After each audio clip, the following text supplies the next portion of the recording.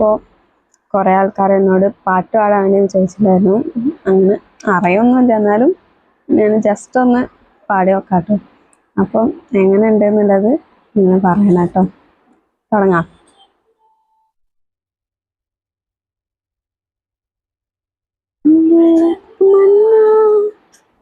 அன்புள்ள கனவா அன்புள்ள கைகளே அன்புள்ள கண்ணாளனே அன்புள்ள ஒளியே அன்புள்ள தமிழே அன்புள்ள செய்யுளே அன்புள்ள இலக்கணமே அன்புள்ள திருக்குறளே அன்புள்ள நற்றினையே அன்புள்ள படவா அன்புள்ள திருடா அன்புள்ள ரசிகா அன்புள்ள கிருக்கா